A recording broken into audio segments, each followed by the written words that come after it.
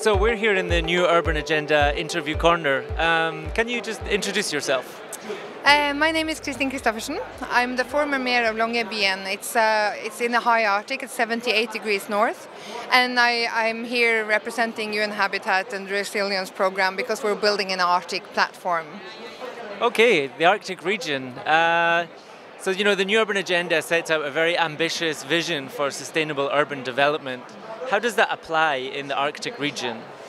I think it's very relevant. What we see in the Arctic region that is a surprise, and not in the good way, is that the Arctic has been the place where you could see, observe and research the climate change, because that was where the changes was most obvious.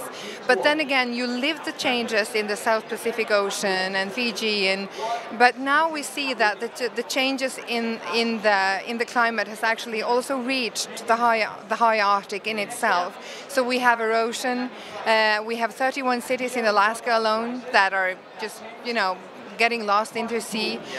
We have landslides that are really challenging in my city. We just lost 2 of our inhabitants because their houses were just being pulled off of the face of the earth. And so I think it's quite surprising, but because very much of the climate research, of the Arctic research as such, is 80% of Arctic research is climate research, which is very good, but it's kind of the effects haven't been reaching the Arctic. But now as they do, we kind of also get clear pictures on how the change in the high Arctic region is likely to have a devastating impact on the world. So I think we've known this for a while, but now to actually see it gives a much greater impact.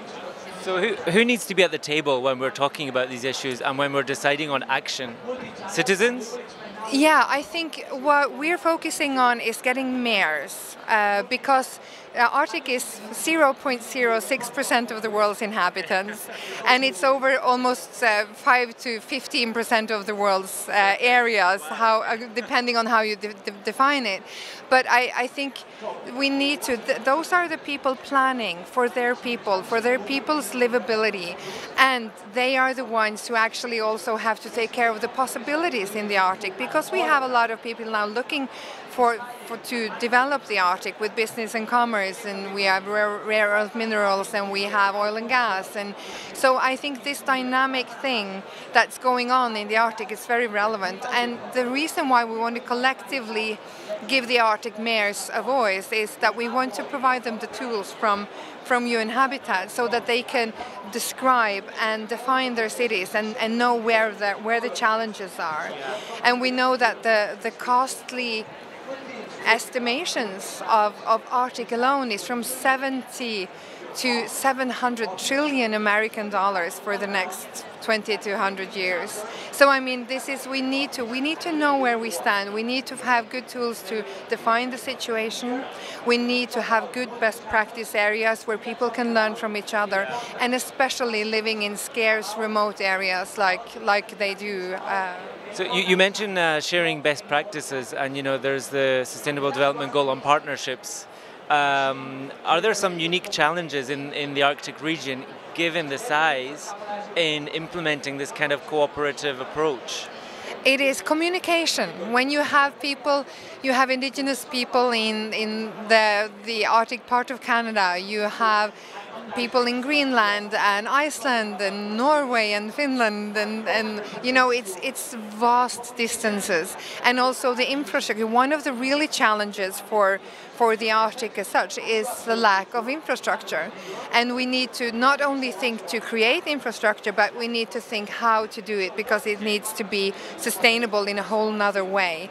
And that's why smart solutions is very important. And what we do see is that fiber cables and digital solutions, I think they are really proving their potential when you look into the Arctic, where it's so scarce between people. And I've been working with universities of the Arctic for a long while, and we are working on education, and not the least there we see the need on actually getting education into these remote areas, because they need the resources to build themselves, and they need the resources to learn the new development and the new potential that we are dealing in this conference. So, and you mentioned education, and obviously building resilience into these Arctic cities is so important.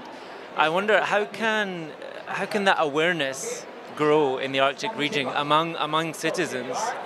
Well, you know, one of the really interesting things about working in the Arctic is that they have a very high awareness on resilience. And that is because you find indigenous people, you find gatherers and hunters, and you find that people living in such extreme areas, they have an extreme knowledge about living in extreme conditions.